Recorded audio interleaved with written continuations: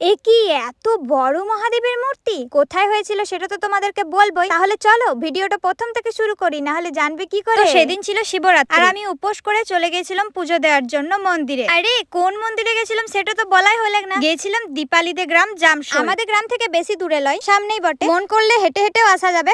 আমরা তো আগে হেঁটে হেঁটে আসতাম, কিন্তু সেদিন আর হেঁটে হেঁটে যাইনি, বাইকে গেছিলাম একটা ভাইয়ের সাথে। এই যে এই মন্দিরটা দেখতে পেছো, এটা কিন্তু নতুন করেছে।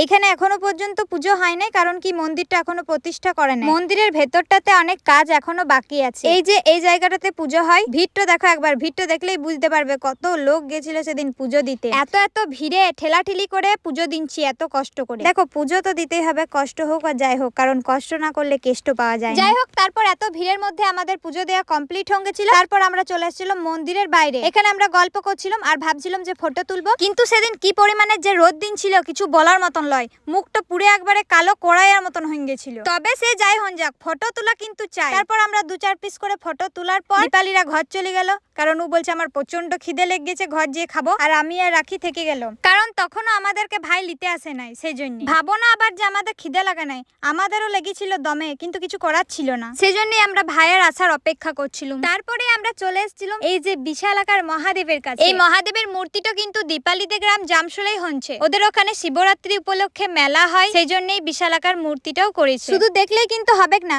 মহাদেবের ভক্তগণকে কিন্তু কমেন্টে হর হর মহাদেব লিখে যেতে হবে। তারপরে পুজো দিয়ে চলে এসেছিলাম আমরা ঘর, আর পুজো দিতে গেছিলাম আমি এই নাকেরটা পরে। ঠিক আছে, তো অনেকেই আমাকে বলছো এই নাকেরটা পরে তোমাকে ভালো লাগছে না, আবার অনেকেই বলছে ভালো লাগছে। দেখো তোমাদেরকে আমি একটা কথাই বলি, তোমাদের ভালো লাগুক বা খারাপ লাগুক তাতে আমার কিছু যায় আসে না। আমার কিন্তু খুব ভালো লেগেছে, তাই আমি পরেছি। এবার কারো ভালো লাগার জন্য আমি তো আর নিজের পছন্দটাকে ত্যাগ করতে পারবো না। আমি মানে লই ওটা কারোরই উচিত না করা। নিজের পছন্দটাকে না দাম দিতে শিখতে হয়। যাই হোক, বেশি কিছু আর বলবো না, নাহলে তোমরা আবার রাগ করবে। এই ব্লগটা কারা কারা শেষ পর্যন্ত দেখলে অবশ্যই কমেন্ট করে জানাবে, আর কে কোথা থেকে দেখছো সেটাও কমেন্ট করে জানাবে, তাহলে নেক্সট ভিডিওতে তোমাদের নাম গলা বলবো। তো আজকের ব্লগটা এখানেই শেষ করছি। তোমরা সবাই ভালো থেকো, সুস্থ থেকো, টাটা। দেখা হচ্ছে নতুন কোনো ব্লগের সাথে।